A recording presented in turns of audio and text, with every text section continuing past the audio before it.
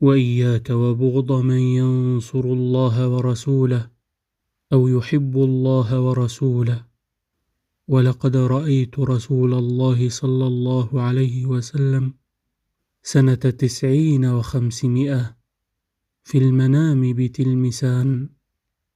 وكان قد بلغني عن رجل أنه يقع في الشيخ أبي مدين، وكان أبو مدين من أكابر العارفين، وكنت أعتقد فيه وكنت فيه على بصيرة، فكرهت ذلك الشخص لبغضه في الشيخ أبي مدين. فقال لي رسول الله صلى الله عليه وسلم: لم تكره فلانا؟ فقلت: لبغضه في أبي مدين. فقال لي: أليس يحب الله ويحبني؟ فقلت له: بلى يا رسول الله، إنه يحب الله ويحبك. فقال لي: فلما بغضته لبغضه أبا مدين، وما أحببته لحبه الله ورسوله؟ فقلت له: يا رسول الله، من الآن إني والله زللت وغفلت، والآن فأنا تائب، وهو من أحب الناس إلي، فلقد نبهت ونصحت صلى الله عليك. فلما استيقظت أخذت معي ثوبا له ثمن كبير أو نفقة لا أدري، وركبت وجئت إلى منزله، فأخبرته بما جرى، فبكى وقبل الهدية وأخذ الرؤيا تنبيها من الله، فزال عن نفسه كراهته في أبي مدين وأحبه.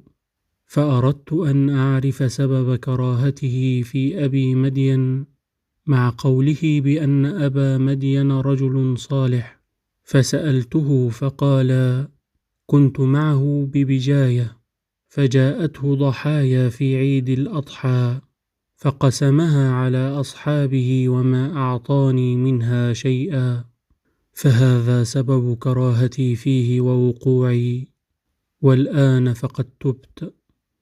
فانظر ما أحسن تعليم النبي صلى الله عليه وسلم، فلقد كان رفيقا رقيقا. وإذا استرعاك الله رعية مسلمين أو أهل ذمة، فإياك أن تغشهم ولا تضمر لهم سوءا، وانظر فيما أوجب الله عليك من الحقوق لهم، فأدها إليهم، وعاملهم بها ظاهرا وباطنا، سرا وعلانية، ولا تجعل ذميا خصمك يوم القيامة.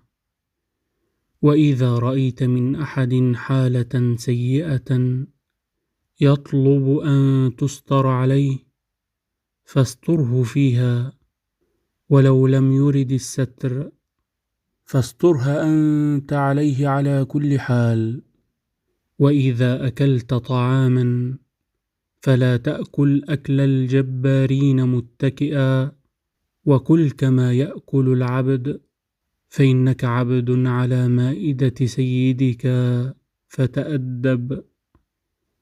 وإذا رأيت من يطلب ولاية عمل فلا تسع له في ذلك، فإن الولاية مندمة وحسرة في الآخرة.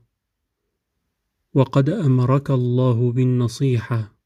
وإذا رأيت قوما ولوا أمرهم امرأة فلا تدخل معهم في ذلك، والله يقول الحق وهو يهدي السبيل، والحمد لله رب العالمين.